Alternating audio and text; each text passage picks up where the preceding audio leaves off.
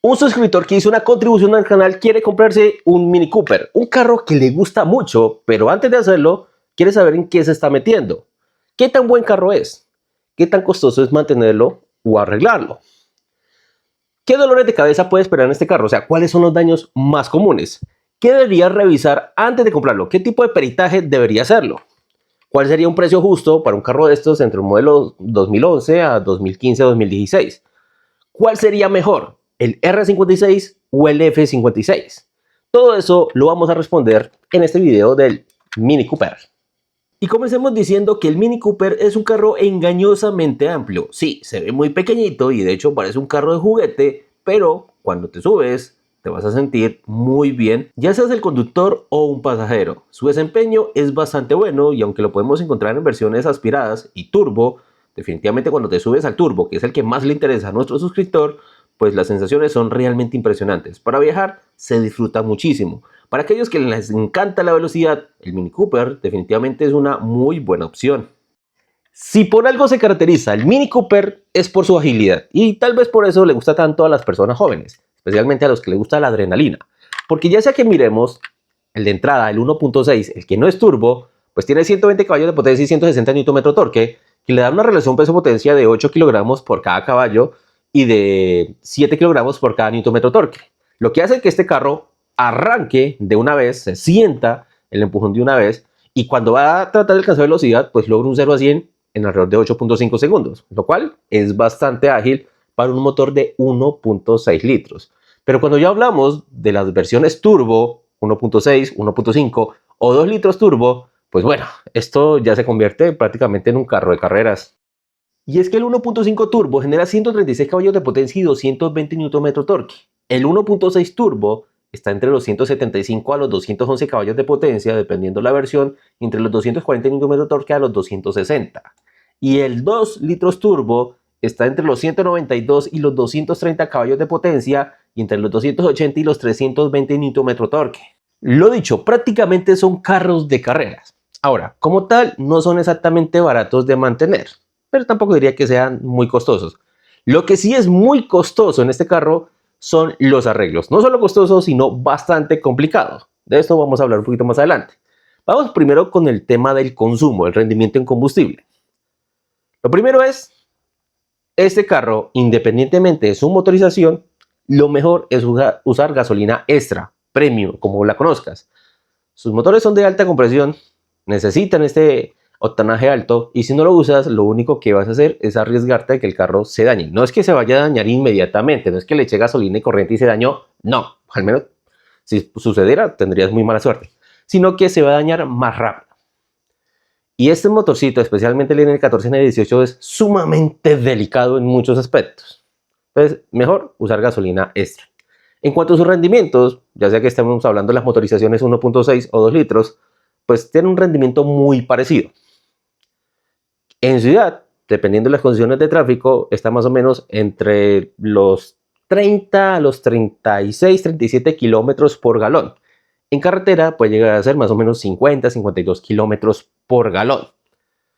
El 1.5 litros turbo, gracias a que tiene un motor de 3 cilindros, es un poco más económico y su rendimiento oscila en ciudad más o menos entre los 38 a los 43, 44 kilómetros por galón. O sea, sí es mucho más económico. Aún así, sigue siendo gasolina extra. Y para unos 10.000 kilómetros de recorrido, que probablemente le vas a hacer mucho más, pero para unos 10.000 kilómetros, ese carro gastaría en gasolina entre 5.5 y 6.5 millones de pesos al año para recorrer esos 10.000 kilómetros. Así que eso ya le sube bastante el costo de mantener este carro. Sin mencionar los cambios de aceite, sin mencionar las llantas, sin mencionar todo el resto de cosas, que en este carro tampoco es que sean muy baratos. Así que para unos gastos anuales, para un 2015, independientemente de la versión, en promedio tendríamos unos gastos de gasolina de unos 6 millones de pesos, unos impuestos de 800.000 pesos, un SOAT de 677.000 pesos, un cambio de aceite por 500.000 pesos, una llanta, digamos, no muy mala, no muy buena, de 500.000 pesos y otros gastos de 1,5 millones, para un gran total anual para esos 10.000 kilómetros de 10 millones de pesos o en promedio mensual 840.000 pesos. Y aquí no estoy incluyendo el seguro de todo riesgo.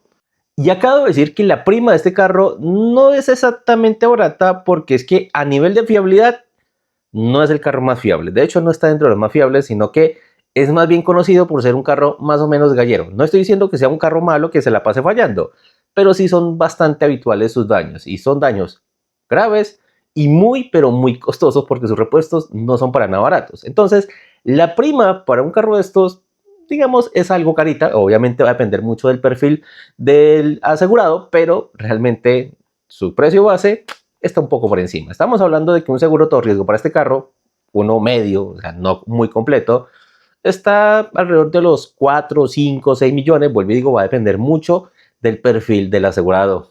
Ya que ustedes se preguntarán, bueno, yo digo que son carros delicados con cierta frecuencia en daños, pero ¿cuáles son esos daños? Y acá les voy a decir, depende.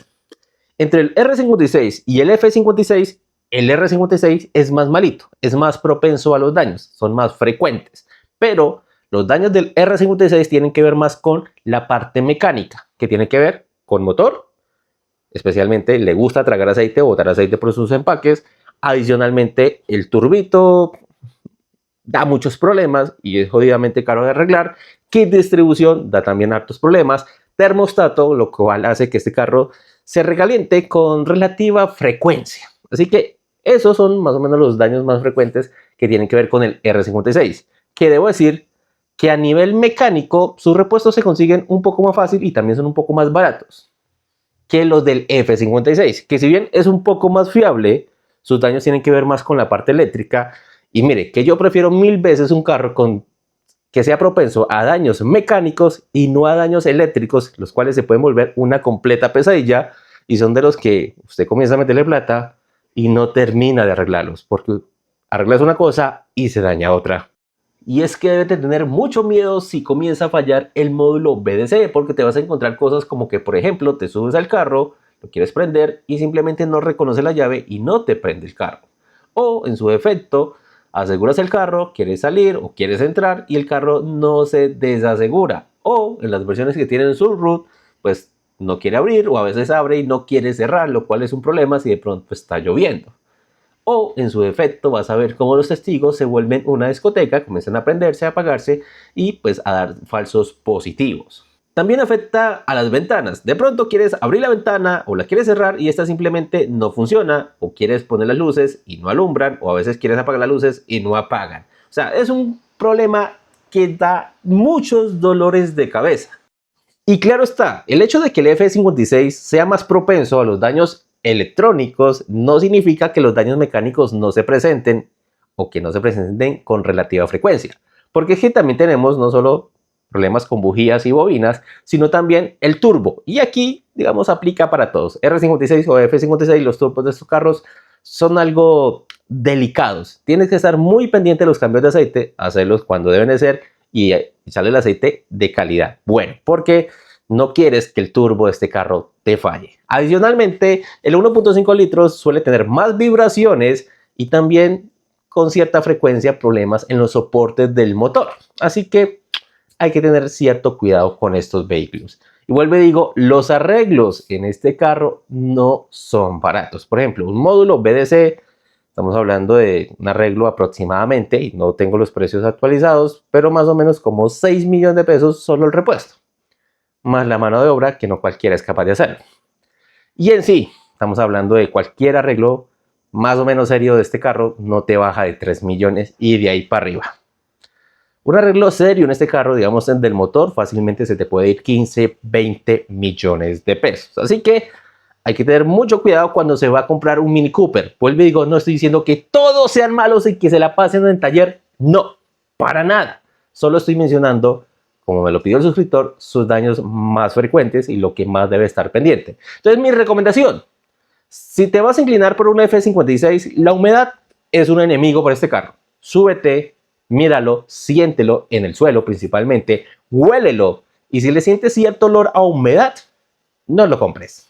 Para nada, porque posiblemente ese módulo va de pronto a estar molestando. Ahora, el tipo de peritaje con este carro tiene que ser el peritaje más completo. Nada de esos peritajes que a veces me mandan a mí para que yo revise, que son un peritaje de una hoja que a duras penas revisan las latas. No, con este peritaje tienes que revisar compresión del motor, especialmente parte eléctrica, prueba de ruta, transmisión, porque la transmisión automática de este carro tampoco es que sea de lo más fiable que haya, y es jodidamente cara. Entonces tienen que revisarle absolutamente todo a profundidad. Estos carros no se pueden comprar a ojo cerrado. Esos carros no le puede hacer una revisión superficial un mecánico. Esos carros ni siquiera yo me atrevo a revisarlos con cierta confianza, porque son carros complicados de revisar y de diagnosticar y especialmente de arreglar. Entonces, son carros de mucho cuidado, que cuando están buenos se disfrutan muchísimo porque realmente son muy bacanos. Para muchas personas les parece bonito. A mí no me parecen tan bonitos, pero sí son muy amplios, muy cómodos, y cuando quieres viajar, cuando quieres velocidad, es una sensación impresionante. O sea, es un carro que vale mucho la pena como carro, pero es un carro de cuidado. En cuanto al comercio, pues bueno, al igual que pasa con algunos BMW, con algunos Mercedes y algunos Audis, no son carros comerciales, son carros de nicho. O sea, tienen un público muy fiel que realmente les interesa tener un carro de estos y que no son tacaños a la hora de pagar por ellos. Pero resulta que ese nicho es demasiado pequeño. Lo que significa que el día que quieras vender un Mini Cooper, no lo vas a vender fácil, y menos a un precio alto. Usualmente, como para tomar como referencia el 1.5 litros turbo modelo 2015, los ves usualmente publicados en el mercado que sus dueños pretenden recibir un valor entre los 55 a los 60 millones de pesos. Mi recomendación, con esa versión, en ese modelo, no pagar más de 45.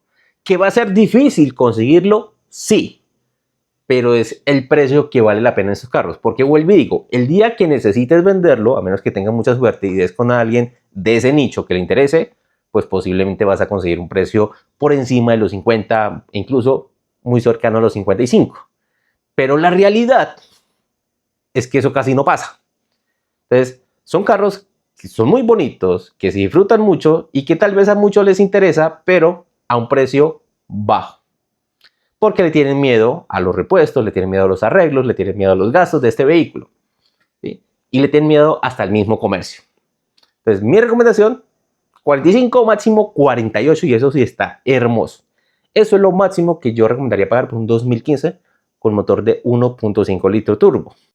O por ejemplo, otro modelo que le interesa a él ya sería el R56, motor 1.6 litros turbo, modelo 2013, que en ese caso yo lo recomendaría tratar de conseguirlo en unos 40, 42 millones de pesos. Más allá de eso, no es prudente. Obviamente, vuelvo y digo, sé que será difícil conseguirlo, porque sus dueños piden más y se esperan 2, 3, 4, 5, 6 meses hasta que por fin se consiguen alguien que está dispuesto a pagar, hasta que por fin se consiguen alguien de ese nicho. Pero muchas veces no se tiene ese tiempo. Hay veces que surgen las necesidades de vender un carro así. Y cuando pagaste mucho, o te echas al dolor y pierdes plata, o más bien eres prudente cuando estás comprando y trata de conseguirlo a un mejor precio. Entonces, mi recomendación es, si quieres comprarte definitivamente un Mini Cooper, por ahí tengo un video donde enseño a hacer algunas revisiones superficiales donde puedes detectar algunos daños. Si después de esa revisión para ti está bueno, ahí sí le pagas un peritaje, pero un peritaje completo que oscila más o menos entre los 400 y los 500 mil pesos, dependiendo obviamente de la ciudad y dependiendo de la empresa donde vayas a peritar el carro. Y acá debo decir lo siguiente. Yo siempre les recomiendo a las personas no comprarse carros con siniestros. Especialmente cuando hablamos carros que son poco comerciales, que son huesos o que son carros de nicho, como por ejemplo el Mini Cooper. Entre menos trabas tenga un carro de estos, en un futuro, cuando usted necesite venderlo, mejor. Así que lo mejor sería que si te compras el carro, tampoco tenga ningún tipo de reportes de siniestros.